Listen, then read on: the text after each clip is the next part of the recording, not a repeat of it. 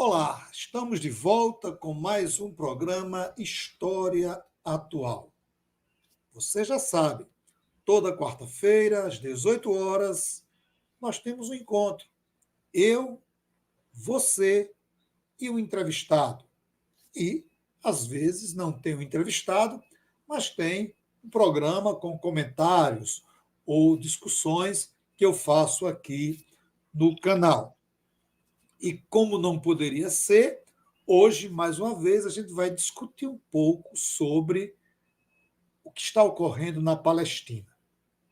Eu tenho acompanhado não só através da imprensa tradicional, da grande imprensa, mas também através das redes sociais e de informações que nos chegam da região da Palestina. Eu tenho estado todos os dias acompanhando o conflito, o que está ocorrendo na Palestina. E tenho participado de alguns programas, de outros canais. Né? E algumas pessoas têm me perguntado, Lemuel, quando eu coloco a minha leitura, a minha interpretação histórica sobre os fatos, alguns comentários, alguns colegas, alguns internautas perguntam: e a Bíblia? E o que diz a Bíblia? Por que você não olha para a interpretação bíblica? E eu sempre coloco, olha, a minha visão é visão de historiador. Eu não sou teólogo.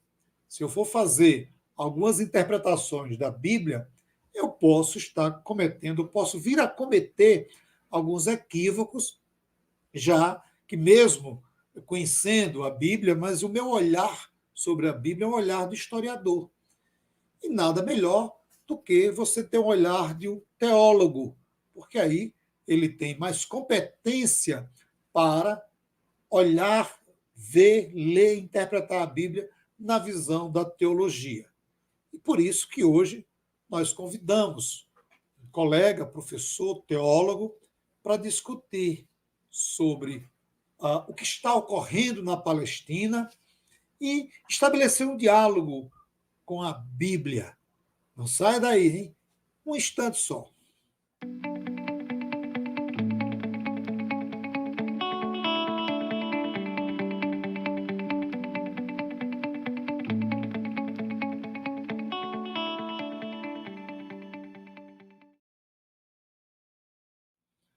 No programa de hoje, nós vamos conversar com essa ilustre pessoa, professor doutor José Roberto.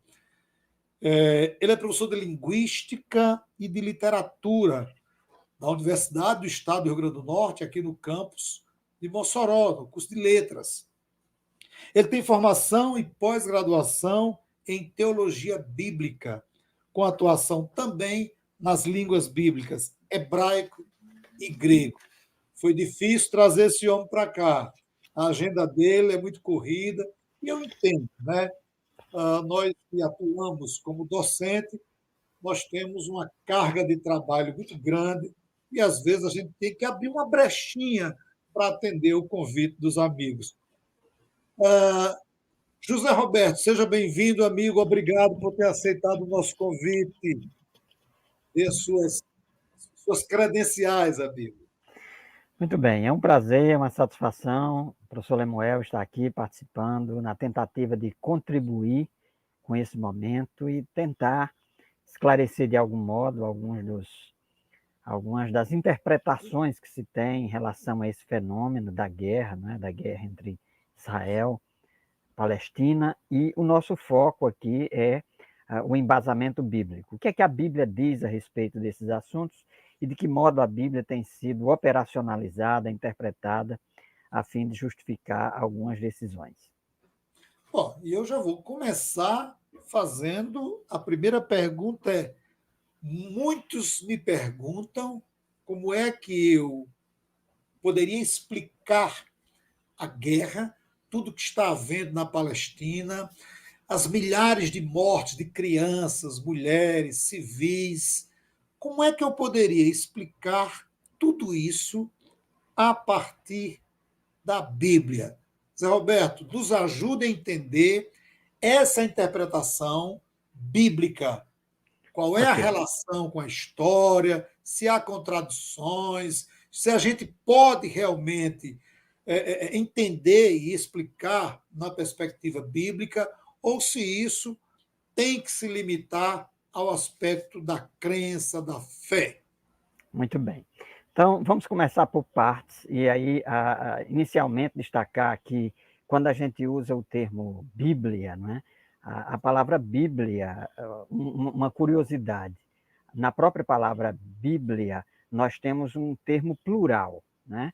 A palavra no singular, no grego, é biblos, que quer dizer livros, e a palavra Biblia é plural. Então, é importante, professor Lemuel, que quando a gente entende, se refere à Bíblia, a gente tem em mente que nós estamos tratando de uma coletânea de livros, na verdade, de uma biblioteca com diversos autores, né? E aí nós precisamos entender que é preciso que nós coloquemos esses autores para dialogarem entre si e a gente entender como é que a Bíblia foi constituída. Evidentemente, eu não vou detalhar isso aqui, porque isso iria tomar muito tempo, mas para efeito de esclarecimento, o que eu deixo bem claro é que nós temos uma Bíblia que originalmente a gente chamava de Bíblia hebraica ou Escrituras hebraicas, que nós, os cristãos, denominamos de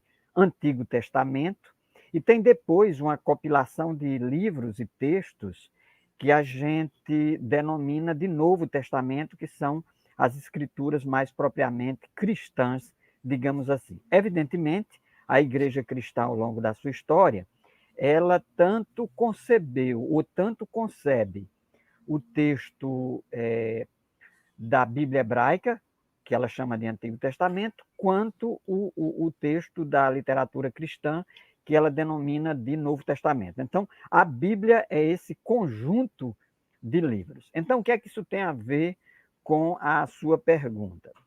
É o seguinte: a gente precisa ler as escrituras hebraicas e entender essa composição de livros num contexto de uma época que foi escrita, livros que foram escritos há mais de 3.000 anos, né? Então, livros antigos e que foram escritos num contexto de uma cultura de guerra.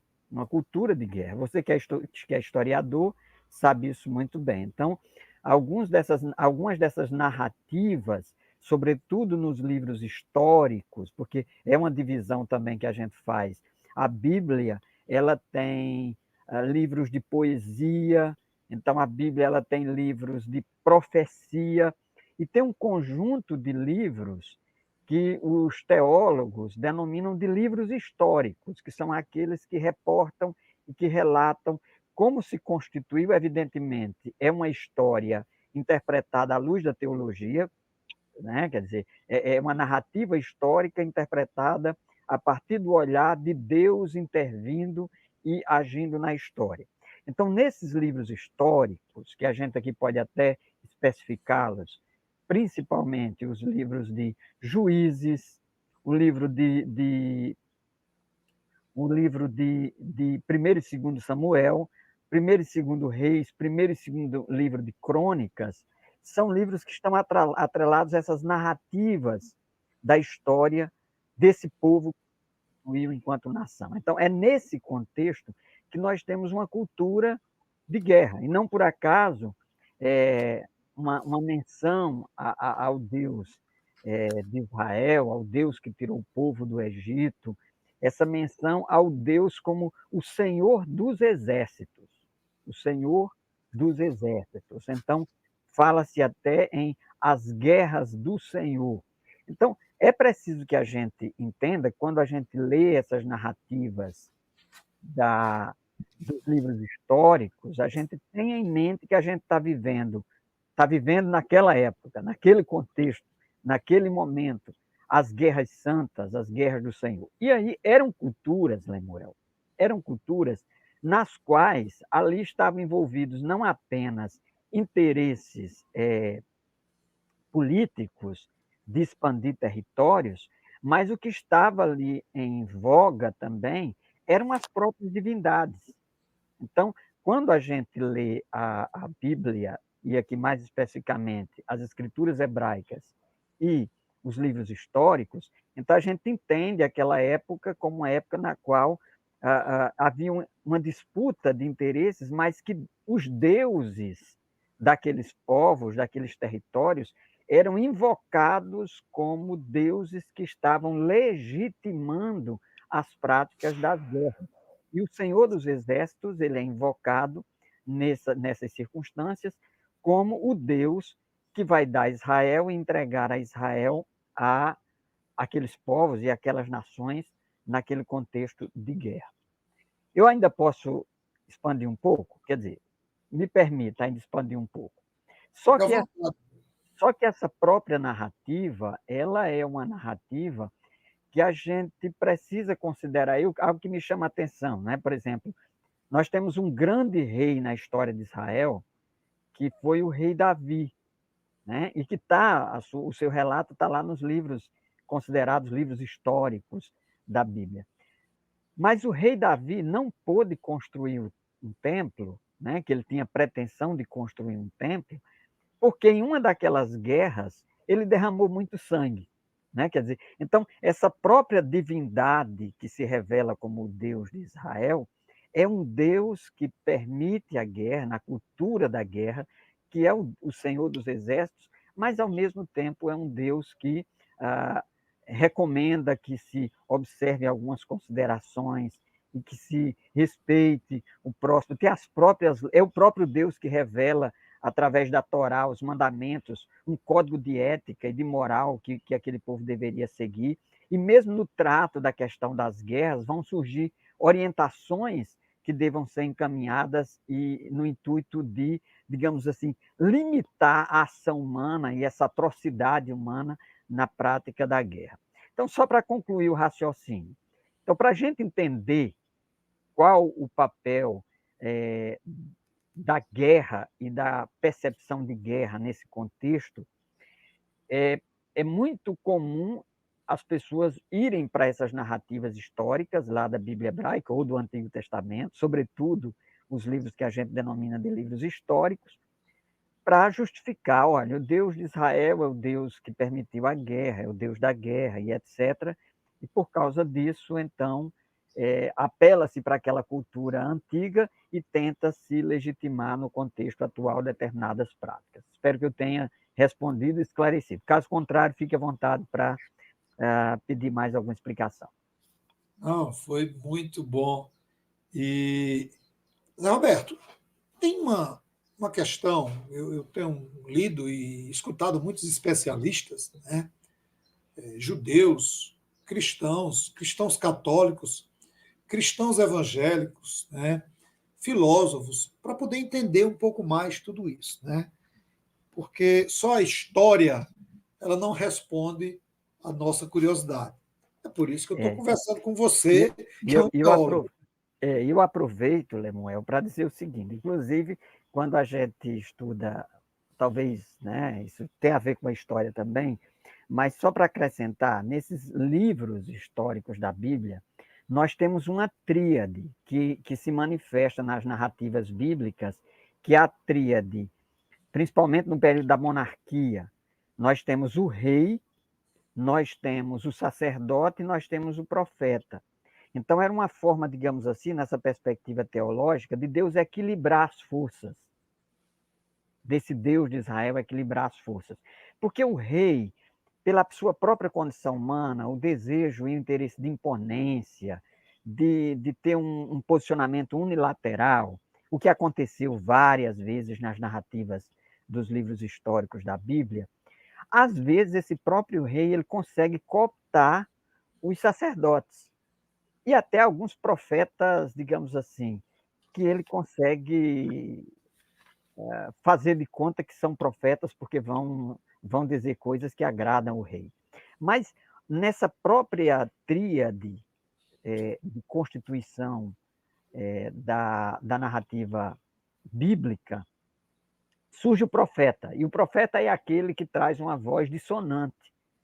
Então, ele traz uma voz diferente. E, às vezes, ele não agrada o rei nem agrada nem mesmo os sacerdotes, porque ele traz uma voz que é uma voz de confronto, que é uma voz de oposição àquilo que está sendo feito pelo rei e às vezes pelo sacerdote. Então, nessas narrativas históricas da Bíblia, é preciso que a gente considere que nem sempre a palavra final estava com o governante, estava com o rei.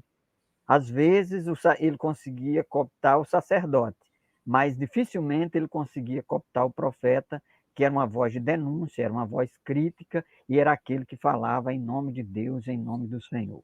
Então, eu falo isso, Lemar, porque muita gente interpreta a narrativa bíblica, né? Interpreta, digamos assim, isso que eu estou chamando aqui de livros históricos, mas às vezes atenta apenas para a narrativa no entorno do rei e não considera a narrativa no entorno do sacerdote, principalmente o contexto profético daquela narrativa, porque o profeta, muito embora na Bíblia os livros proféticos eles apareçam lá na frente, lá para o final do Antigo Testamento, mas esses profetas eles viveram no período dos reis, e eles eram vozes dissonantes e vozes críticas em relação ao posicionamento de alguns reis e de alguns sacerdotes.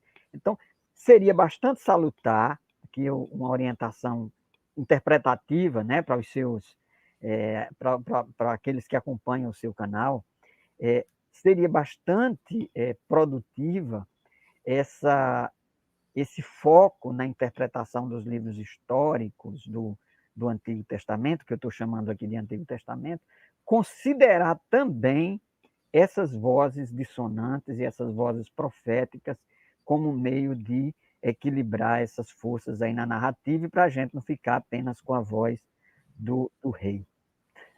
Interessante essa colocação, Zé Roberto, porque se você tem uma sequência de livros, né, e os históricos que remetem aos reis, por exemplo, vem primeiro, Sim. e mais para frente você tem os profetas. Eu acho, né, fica no achismo, e o achismo é muito perigoso, mas você colocou aí. Não seria interessante, e também não sou eu que vou mudar a Bíblia, nem estou propondo isso, Sim, né? sim. Sim, quando se fazer um estudo, aí você vai me dizer se eu estou equivocado ou não. Por exemplo, você colocar lado a lado, por exemplo, os livros dos históricos, os reis, os profetas, né, os sacerdotes, para que quando se fizer a leitura, se fizer uma leitura paralela, porque se você pegar, não, são inúmeros os livros, aí depois vem primeiro os reis, depois lá no fim vem os profetas e os sacerdotes. Será que, tudo bem, o teólogo ele conhece bem a Bíblia, ele vai identificar isso, mas o leigo, né, aquele que vai ler e tal, ele não consegue, ele acha que há uma linearidade temporal. Quer Sim. dizer, primeiro vieram os reis, depois os sacerdotes, depois os profetas. Não. Se a Bíblia fosse organizada, aí pode ser ignorância minha, né? Colocando lado a lado, né? Por exemplo, o rei tal viveu a época do profeta tal, o sacerdote tal. Logo, as falas, as funções podem ser convergentes ou divergentes. Essa, Excelente. essa minha visão, ela é totalmente equivocada ou tem alguns... Não, não, não, está em todo fundamento. Primeiramente, deixa eu fazer um outro esclarecimento. A Bíblia hebraica, ela tem uma sequência de livros diferenciada dessa nossa composição que nós temos hoje, que nós, os cristãos, denominamos de Bíblia, né? Com Bíblia hebraica, escrituras hebraicas, Antigo Testamento, Novo Testamento. Primeiramente, a Bíblia hebraica, ela tem são os mesmos livros que nós portamos, mas elas têm uma distribuição diferenciada na ordem e na sequência dos livros. Primeiro esclarecimento, já mostrando que a sua fala tem fundamento, tá? Aí o que é que acontece? Vamos um pouco de história, né? Quando Ptolomeu encomendou a versão das escrituras hebraicas para a língua grega, no período helenista, Então, os tradutores, eles não apenas traduziram os livros da Bíblia hebraica, mas eles arrumaram os livros por tema. Então, essa mudança na sequência dos livros da Bíblia hebraica para a língua, essa diferença na composição ocorreu nessa tradução da Bíblia da língua hebraica para a língua grega, que a gente denomina de Septuaginta. Então, o que é a Septuaginta? Foi a tradução das escrituras hebraicas para a língua grega, para compor lá a Biblioteca de Alexandria, lá no Egito. Quando essa tradução foi feita, ela foi feita por temas. Então, se separou os livros lá do Pentateuco, se separa, depois vai separar os livros históricos, depois os livros poéticos. Só para uma curiosidade, uma das narrativas mais antigas da Bíblia, pouca gente sabe disso, é o livro de Jó, que é um livro considerado um livro de sabedoria, um livro filosófico, um livro poético também. É uma das escrituras, historicamente, que, de acordo com os estudos, foi um dos primeiros livros a ser escrito na escritura judaica ou hebraica. Mas o que acontece? Esse livro ele está no meio da Bíblia, né? Ele está no meio da Bíblia. Então, quer dizer, quem vai ler esse livro nessa perspectiva, ele tem uma tendência a seguir numa certa linearidade. Aí, como você disse muito bem, os livros proféticos, a gente tem profetas que foram antes do cativeiro da Babilônia. Nós temos profetas que são do período do cativeiro da Babilônia. Temos profetas que foi do período pós-retorno do cativeiro da Babilônia. E eles estão todos juntos lá. Então, o leitor vai ler esses textos e, às vezes, ele não sabe o que é que ele está lendo, não sabe o que é que está sendo dito a respeito daquele texto. Então, como solucionar isso? Bem, a prova de que sua preocupação tem todo fundamento, algumas editoras no Brasil, tá, publicam Bíblias em ordem cronológica. Tá?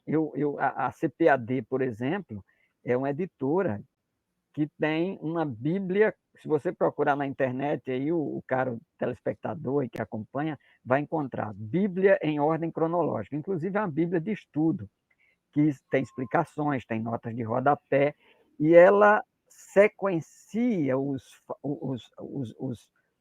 as narrativas e os episódios mais ou menos, porque evidentemente não dá para fazer isso com precisão, com exatidão, mas ela tenta, na medida do possível, colocar isso mais ou menos em uma sequência para que o leitor entenda, por exemplo, que Jó, que está lá nos livros poéticos, é um autor, ou é um livro, ou foi um patriarca que viveu ali no período mais próximo de Abraão. Né? Os profetas, eles tentam colocar mais ou menos nos períodos das narrativas dos livros históricos. Então, quais foram os profetas do período antes do cativeiro da Babilônia, ou antes do cativeiro assírio, os profetas que estavam lá no cativeiro, que é o caso, por exemplo, de Daniel, profetas que viveram depois do cativeiro, como é o caso do profeta Malaquias.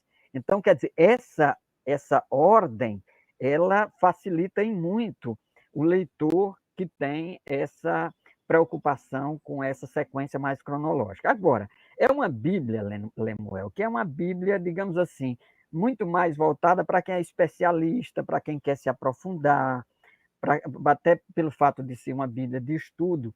O leigo, como você diz, né, ele vai e compra um exemplar da Bíblia que ele vai levar para a igreja, vai para ele ler em casa, e ele vai ler naquela sequência, e só para fechar o raciocínio, ele vai lendo na sequência, ele lê os históricos, vibra com os históricos das narrativas das guerras, já que esse é o foco, né, aqui da nossa conversa, ele se empolga com as narrativas da guerra, ele torce pelas guerras do Senhor, mas ele precisa ter fôlego na leitura para ele chegar nos livros poéticos que já estão mais para o final, Então, alguns não chegam nos livros proféticos, ou nos proféticos, aliás, não chegam nos proféticos, não leem os proféticos, e é onde nos livros proféticos a gente encontra uma denúncia social mais contundente, uma ética voltada para as condições humanas e, às vezes, uma crítica até à religiosidade distanciada do amor e da prática e da experiência com Deus. Zé Roberto, deixa eu lhe provocar aqui, para a gente encerrar essa parte da visão bíblica. É equivocado você tentar justificar essa presença israelense na Palestina, essa política de colonização da Palestina, a partir desses livros hebraicos? É um Bem, equívoco ou essa interpretação que a gente vê muito é coerente, é tudo bem, tá ok?